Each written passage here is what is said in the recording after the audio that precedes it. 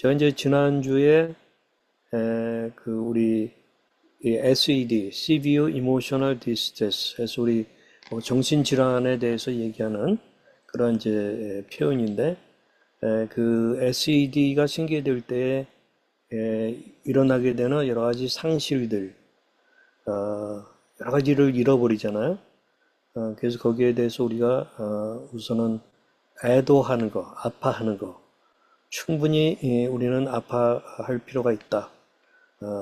그리고 나서 하나님께서 이제 우리에게 제2의 어떤 인생, SED가 있지만 더불어 함께 살지만 전혀 다른 또 삶을 주신다 하는 것을 우리가 봤었어요.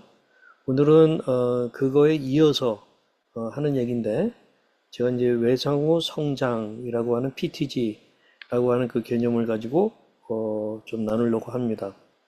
우리가 PTSD라는 말은 요즘 많이 듣고 얘기하죠. 외상후 스트레스 장애를 이야기합니다.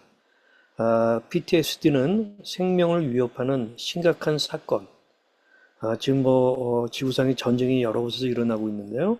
전쟁, 또 자연재해, 사고, 폭력, 성폭행 등 이런 것들을 경험하거나 또는 목격한 후 발생하는 일종의 정신건강 장애. 이거 굉장히 사실 힘든 그런 일종의 사건이고 장애죠. 그것 때문에 일어나는. 근데 이제 이 우리가 SED, Severe Emotional Distress, 심각한 정신적, 정서적 고통, 이것을 앓게 되면은, 즉 정신질환으로 인한 고통도 PTSD처럼 외부에서 오는 건 아니에요. 근데 마찬가지로 개인에게 거기에 정말 거의 맞먹는 또는 그 이상의 큰 충격과 상처를 남길 수 있습니다.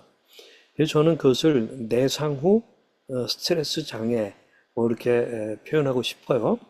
그래서 이제 우리가 이 PTG 외상 후 성장이라고 하는 그 개념인데, 그게 뭐냐면 이제 그것을 제가 조금 더 설명했어요. 이것은 PTSG라고 하는 말과 같은 말입니다.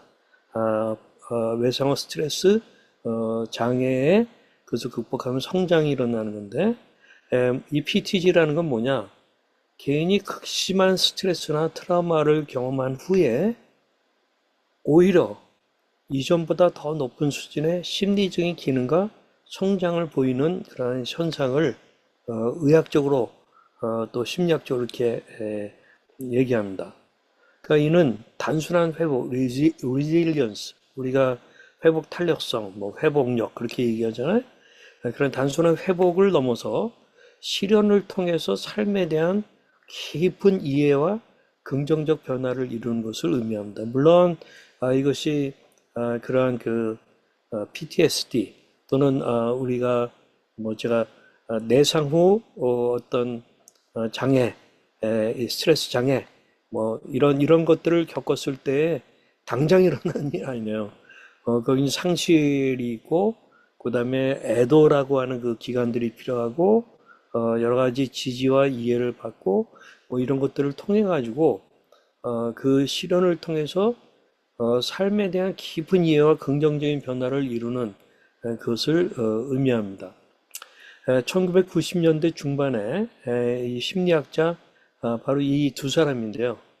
데데스키하고 그 다음에 이제 로렌스 캐론이라고 하는 이 사람들이 암 생존자를 연구했어요. 또는 사별을 경험한 사람들 또는 전쟁 참전 용사 등 다양한 트라우마 생존자들을 연구하면서 많은 사람들이 고통스러운 경험 이후 긍정적인 심리적 변화를 보고한다는 것을 발견했습니다. 그래서 이 사람들이 쓴 책이 우리나라 말로도 외상 후 성장, 이게 이제 PTG에서 이제 나온 그런 거거든요. 그래서 제가 이제 이 책을 이제 보면서 참 놀라운 것은 이거 내가 경험한 거, 우리가 경험한 거 너무 비슷하고, 내가 만나는 사람들에게서도 많은 것들을 경험하는 거와 거의 일치가 된다 하는 생각을 갖게 됐어요. 뭐 이 두 사람의 그런 격려이고요. 우리가 지난주에 바로 이 하와이의 서퍼인 베서니 해밀턴 상하한테 물려서 이 유명한 서퍼가 굉장히 어려운 기간을 가졌지만 그러나 다시 정말 이해와 지지와 협조 또 가운데서 이 자매가 다시 일어나서 이제 소울 서퍼라고 하는 그런 영화가 나왔죠. 이 한 팔이 없는데 이렇게 서핑을 아주 멋있게 잘하고 이 서핑 보드는 그 아버지가 팔 하나가 없는 그의 딸에게 더 맞는 맞춤형 서핑 보드를 만들어줬어요. 그래가지고 그 전국 학생 서핑 협회에서 전국 서핑 챔피언십에서 우승하는 그런 일들까지도 일어났고, 그러면서 이 아버지가 하는 얘기가 베서니는 사고 이전으로 되돌아가는 대신에 팔이 두 개일 때보다도 더 많은 사람을 끌어안게 됐죠. 하면서 많은 그 어려운 사람들을 살피고 희망을 주고 하는 그러한 사람으로 거듭났고 쓰임받게 된 그것을 보게 됩니다. 일종의 이 PTG, growth, 어떤 디소다, PTSD, 디소다, 이 장애가 아니라 장애가 있지만 장애랑 더불어서 살지만 이 PTG, growth, 성장, 그것이 일어나는 것을 아주 대표적인 그런 사람이죠. 이거는 저와 제 아내의 그런 이제 줌 톡하는 그런 모습인데요. 사실 여러분들이 잘 아시는 것처럼 우리 큰아이 31년째 조울로고 작은아이 21년째 조울로입니다. 두 아이 합쳐서 17번 입원을 했었고 우리가 굉장히 많이 힘들었는데 근데 어느 날부터 저희가 상처 입은 치유자로 살게 됐어요. 그러면서 이 유튜브까지 하게 되고 그러니까 저희가 훨씬 더 강력하게 그래서 제가 이 PTG의 5가지 영역 이것을 정말 저희 부부가 같이 경험을 했어요. 그 5가지 영역이라는 건 뭐냐면 이거는 그 아까 두 학자가 얘기하는 것입니다. 이건 기납적인 결론으로 나온 것입니다. 그 5가지 영역 가운데 첫 번째 거는 새로운 가능성이에요. 삶에서 새로운 기회와 가능성을 발견하고 이전에는 생각하지 못했던 길을 탐색하는 그러한 일이 일어났는데 뭐 여러분 잘 아시지만 제가 나이가 70이거든요. 또 제 아내도 이제 내년이면 70대거든요. 근데 저희들 어떻게 보면 저희 인생에 있어서 무슨 전성기 같은 그런 느낌을 받아요. 그래서 앞으로 한 5년, 10년 그 이상 정말 많은 사람들을 도우면서 살 수 있는 그 가능성이 열렸어요. 단순히 유튜브를 해서만이 아니라 그 전부터 저희가 이런 그 두 아들의 질병을 믿음으로 받아들이고 그다음에 이제 상처 입은 치유자로 살자 했을 때 우리 두 아들도 많이 이제 회복되는 것을 발견했고 또 이제 유튜브까지 하게 되니까 새로운 가능성들이 많이 일어나는 거죠. 저는 지금 여기 계신 분들 가족 가운데서도 이미 새로운 가능성을 느끼면서 미래를 준비하고 있는 분들이 많이 있는 것들을 제가 알고 있어요. 그래요. 이게 바로 PTG, 이 어떤 트라우마가 있지만 거기에 대해서 충분히 애도할 건 애도하고 아파하고 그러지만 거기에만 머물러 있지 않고 수용하면서 자기의 한 팔, 상어한테 물린 한 팔, 그건 그대로 있는 거예요. 한 팔, 그거가 뭐, 없어진 거가 어떻게 다시 붙지 않아요. 우리 정신질환 장애 그대로 있어요. 그렇지만 어떤 사람은 관해 상태, 예? 거의 사실상의 완치 상태에 도달했고, 또 그러나 계속 약을 먹으면서 관리하고, 그런 가운데 새로운 삶의 지평이 열리는 그런 것들이 이 PTG의 아주 대표적인 그런 모습입니다. 두 번째로는 관계의 심화, 타인과의 관계가 더 깊어지고 공감 능력과 연민이 증가하는데 제가 자신 있게 얘기할 수 있는 거는 제가 제 아내하고의 관계가 저는 더 좋아졌어요. 이건 정말 제가 쉽지 않을 것 같았거든요. 아니 뭐 그렇다고 저희가 뭐 맨날 뭐 싸우고 뭐 이혼하려고 하고 뭐 그런 건 아니었는데 이 부부 사이가 이렇게 친밀해질 수도 있나? 이게 여러분들, 이게, 이 트라우마가 있었기 때문에 그것을 받아들이면서 일어나는 그런 일이에요. 아마, 뭐, 저 말고도 여기서 이런 고백할 수 있는 분 많을 거예요. 차라리 그런 트라우마가 없었다고 한다면 우리가 어떻게 보면 그냥 같이 살아도 남남처럼 살 수 있고, 어? 이따가 제가 소설 빙점, 그 빙점, 얼음에 대한 얘기를 잠깐 하게 되는데, 얼음을 안고 그냥 살아가는 거예요. 그런 노부부들이 얼마나 많은데, 그런 부부들이 얼마나 많은데요. 또 우리 내 아들 하영이하고도 마찬가지고 또 하림이하고도 마찬가지고 또 아들들을 같이 돕다 보니까 또 같이 어려움이 있다 보니까 지금 뭐 며느리들하고도 저는 점점 관계가 좋아져 가고 있다. 그렇게 생각을 해요. 또 개인적인 강점의 발견, 자신의 내면적인 강인함과 회복력을 발견하고 자신에 대한 긍정적인 인식이 강화되는 거라든가 또는 어떤 영적인 변화, 삶의 의미와 목적에 대한 그 깊은 성찰을 하게 되며 영적인 신념이 강화되거나 새로운 영적 관점을 갖게 됩니다. 저는 크리스천으로서 또 사역자로서 특히 청년들을 좋아하고 돕는 그런 사람으로서 이 영적인 어떤 이 변화, 나의 삶의 의미와 목적, 여기에 대한 깊은 성찰, 이것이 사실이구나 하는 것을 발견하게 돼요. 그러면서 삶에 대한 감사죠. 삶의 소중함을 깨닫고 일상의 작은 것들에 감사하는 마음을 갖게 되는 것입니다. 꼭 뭐 큰 이벤트가 있어서 뭐 큰 뭘 성취해서 그런 게 아니라 자잘한 하루, 이 그런 것들이 아주 감사한 거죠. 여러분 아세요? 이 올해의 이 한국 그 트렌드 중에 중요한 키워드 가운데 오보하라는 말이 있어요. 오보하. 뭔지 아세요? 오늘의 이 보통스러운 하루를 말합니다. 막 우리 뭐 인스타그램 보고 그런 놀라운 것들 많잖아요. 근데 그것과 비교하면서 막 스트레스 받고 그런 게 아니라 그냥 오늘의 보통 같은 하루를 보내면서 감사해야 하는 그런 사람들이 많이 늘어나고 있대요. 뭐 그런 거죠.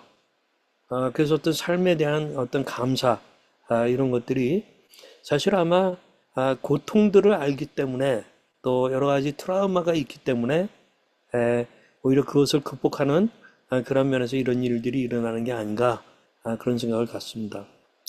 오늘 야고보서 1장 이 말씀, 형제 여러분 여러 가지 시험을 당하더라도 그것을 기쁨으로 여기십시오. 믿음의 시련은 인내를 만들어낸다는 것을 아십시오. 또 12절에 시험을 견뎌내는 사람은 복이 있습니다.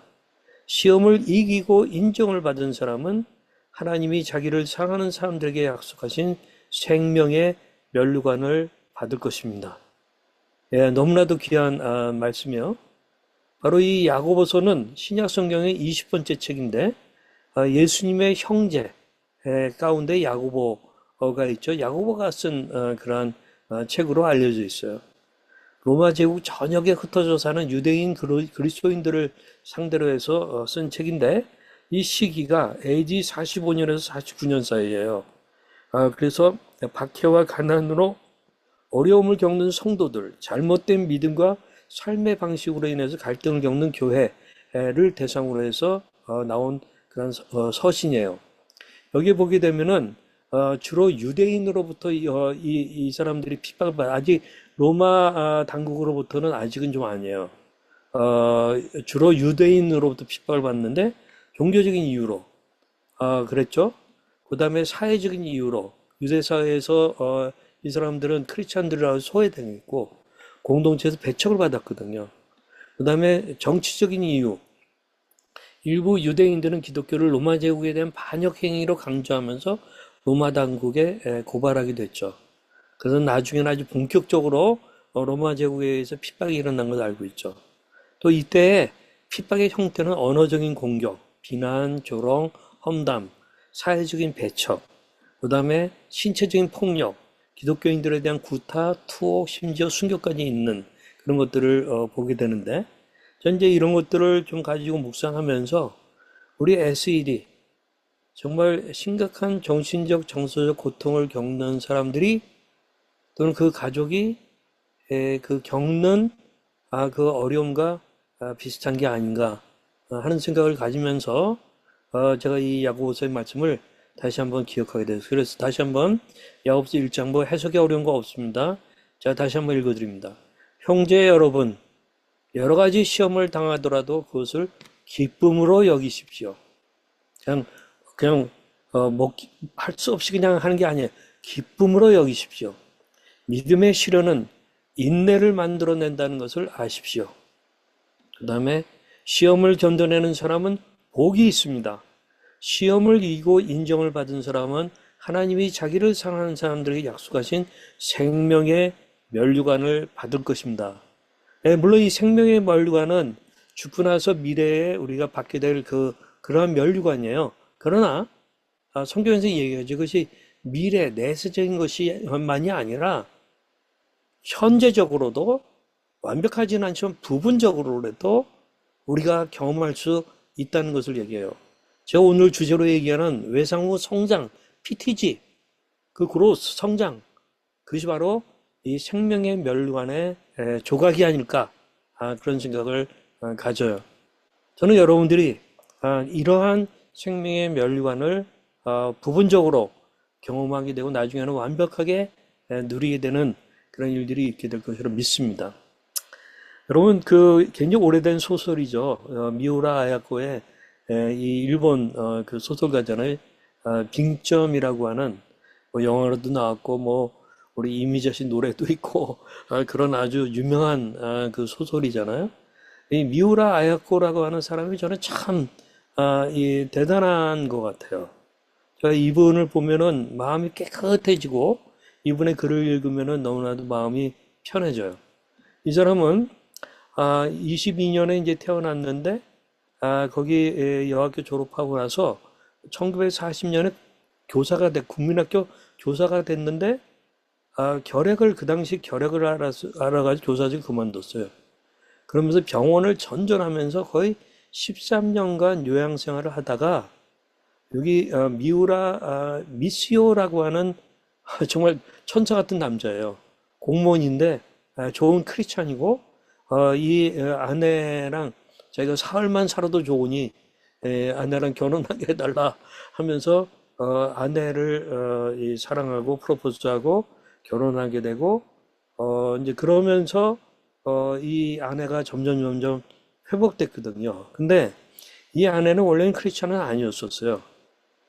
이 아내를 크리스찬으로 만든 사람은 또 누구냐면은 이 폐결핵으로 투병할 때에 병원에서 같은 폐결핵 환자인데 의대생인 마이카라고 하는 의대생이 있어요. 근데 이 마이카는 나중에 빨리 죽었거든요.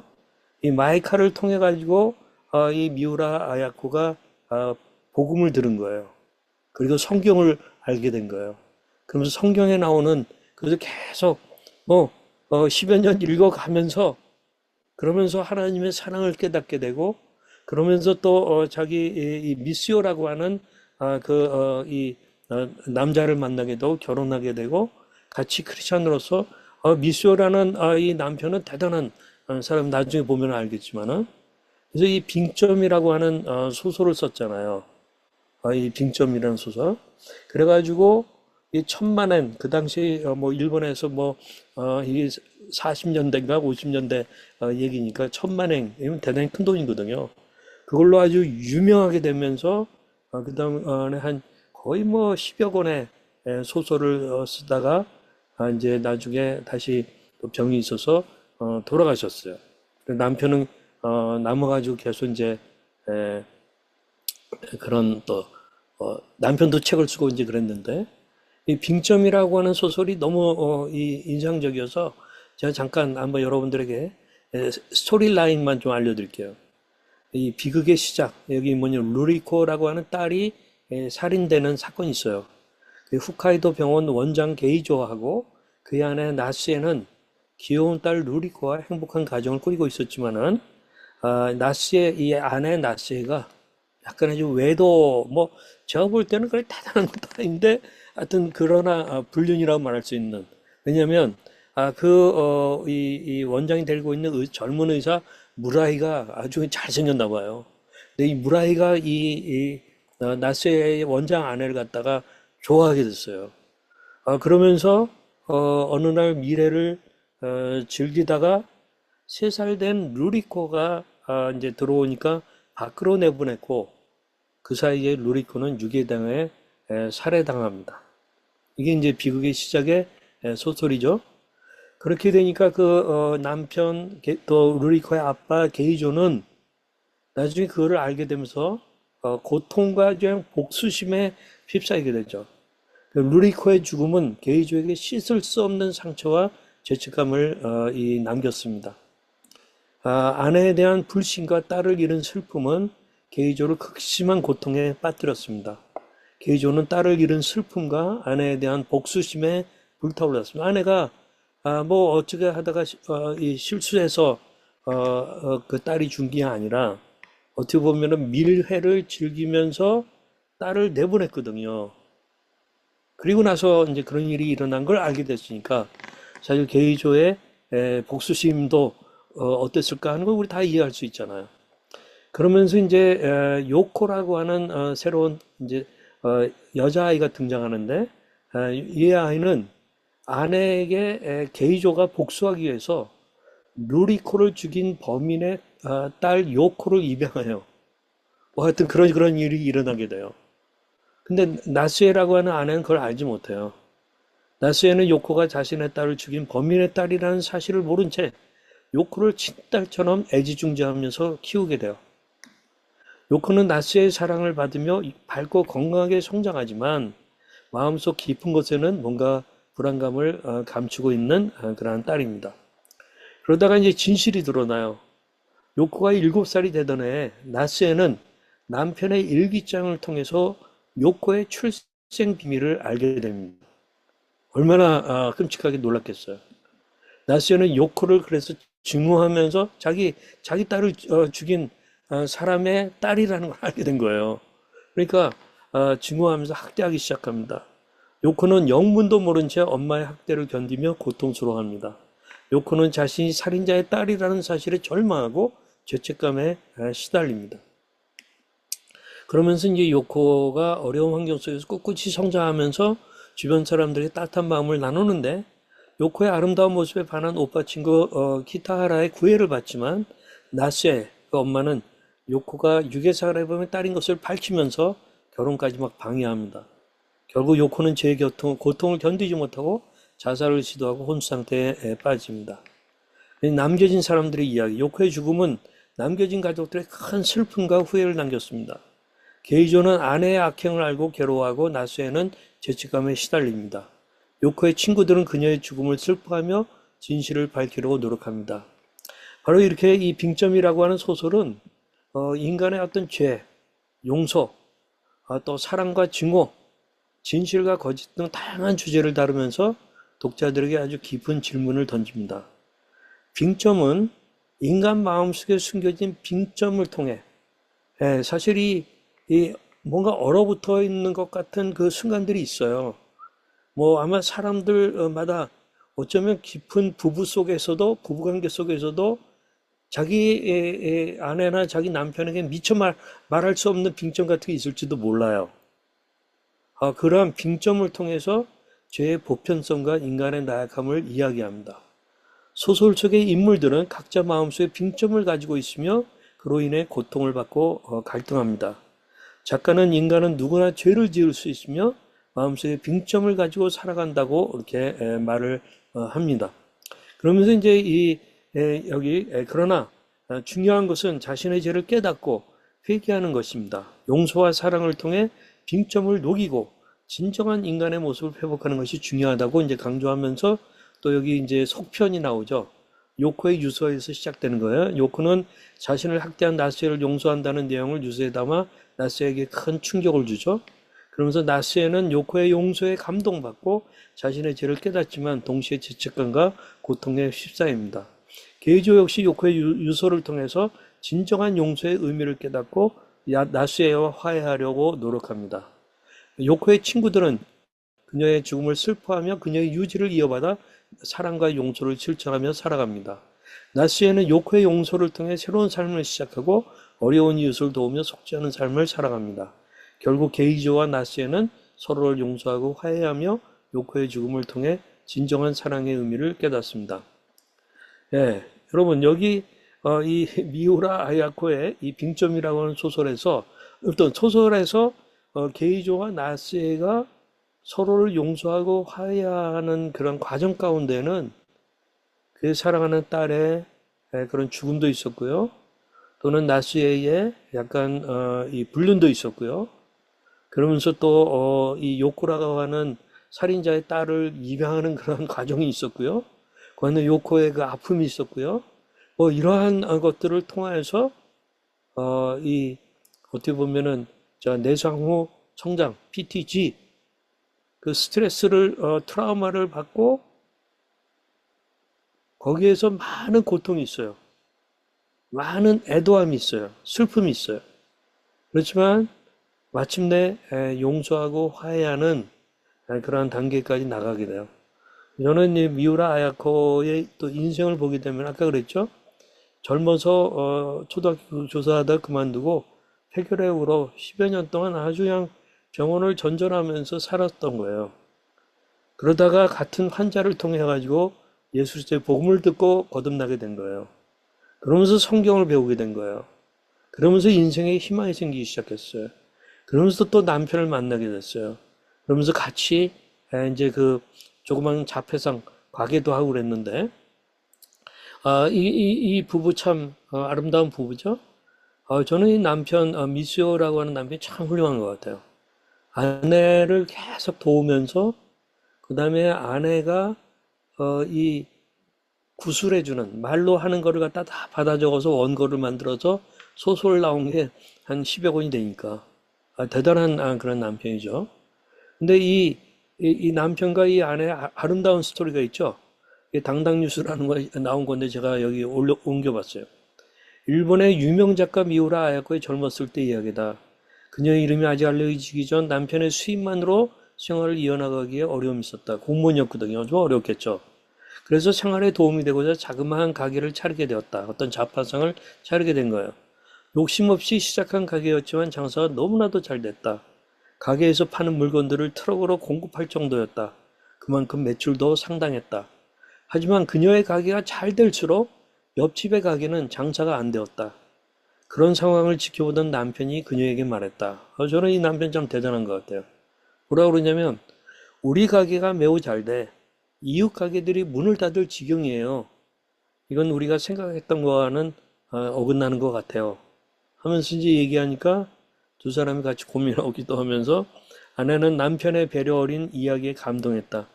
이후 그녀는 가게 규모를 축소해 팔지 않을 물건을 정하고 그 물건은 가게에 아예 들어놓지 않았다. 대단한 거죠. 그리고 그 물건들을 찾는 손님이 오면 이웃 가게로 안내하곤 했다. 그러다 보니 그녀에겐 없던 시간이 생기기 시작했다. 이게 굉장히 중요한 거예요. 만약에 그냥 뭐 욕심난 대로 그냥 막 물건 막 카트하고 남이 뭐 망하든 뭐하든 그러면서 막 바쁘게 손님들한테 시달리면서 살았다고 해보세요. 무슨 여유가 있겠어요. 근데 이 여성에게 시간이 생기기 시작했어요. 평소 문학에 관심이 많았고 글쓰기를 좋아했던 그녀는 본격적으로 소설 집필을 시작했다. 그렇게 탄생한 소설이 바로 빙점이다. 미우라 하야코가 계속 가게에서 돈 버는 일로 바빴다면 어떻게 됐을까? 예, 속단하기는 어렵지만 우리에게 알려진 그렇게 유명한 작가 미우라 하야코는 없었을 것입니다. 장사가 계속 잘 되었다면 돈을 많이 번 평범한 부자로 살다 죽었을지도 모릅니다. 야, 이 부부 참 대단하잖아요. 저는 또 크리스찬으로서 정말 존경스러운 부부예요. 이 남편이 아내가 나중에는 이제 뭐 알츠하이머인가 이런 걸로 파킨슨병인가 이런 걸로 죽게 되고 그러면서 이 남편이 쓴 책이 있어요. 나의 아내 미우라 아야코 해서 이 남편이 이 평생을 돌본 그 아내에 대한 그런 아름다운 그런 스토리인데, 저는 요즘 이 돌봄이라고 하는 주제에 관심이 많거든요. 또 돌보는 사람이 되는 거에 대해서. 근데 돌보는 사람이 계속 핍절해지고 황폐해지고 그런 것 같은데 그렇지 않아요. 굉장히 풍성해지는 그런 삶이 있습니다. 저는 여러분들에게도 이런 그 경험들이 정말 소유되기를 원해요.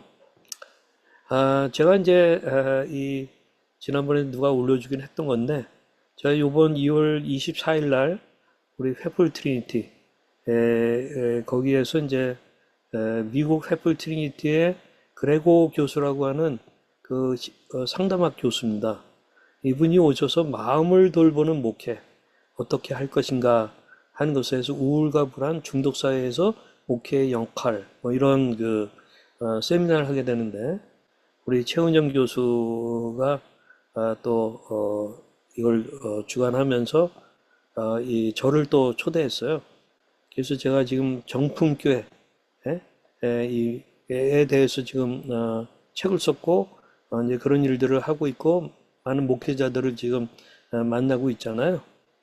그래서 이제 이렇게 하게 됐는데, 뭐 제가 이 얘기를 하는 거는 이 PT 어떻게 보면은 그러니까 이 포스트 트라우마 그 어떤 트라우마의 외상 후 어떤 그런 스트레스 장애로 빠지는 거가 일반적이지만, 물론 이제 저희는 내상 후 장애라고 이제 말씀드렸는데, 그렇지만 거기에 빠져서 한 놈도 아니라 두 놈이, 그것도 합치면 50년 동안에 그 과정 가운데 저희가 망가지고 무너지는 거가 일반적인 경우예요.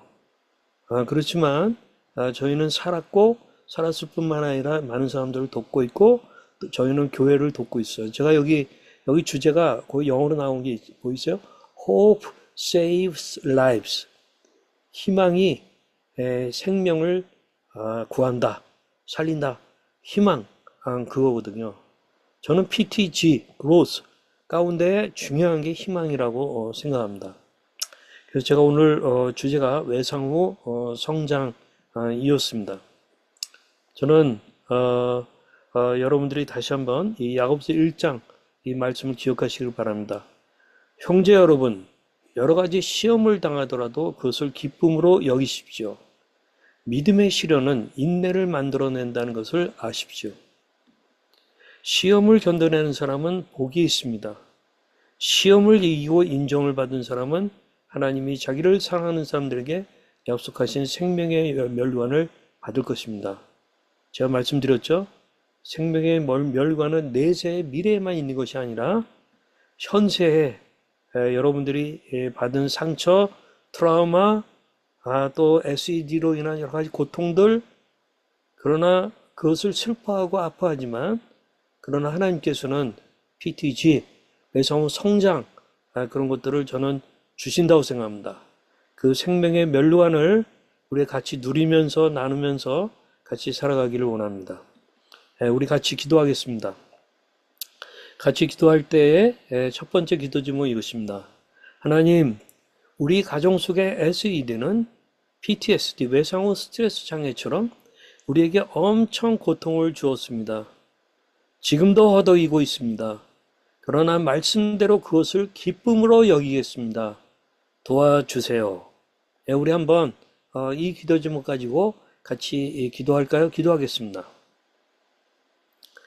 아멘. 우리 두 번째 기도 제목 드립니다. 하나님, 외상 후 스트레스 장애가 있어도 하나님의 은혜로 외상 후 성장이라는 PTG라는 생명의 면류관을 현재적으로 쓸 수 있게 해 주소서. 미래에만 쓰는 것이 아니라 우리가 현재를 살아가면서 그 생명의 면류관을 쓰게 하여 주시옵소서. 기도하겠습니다.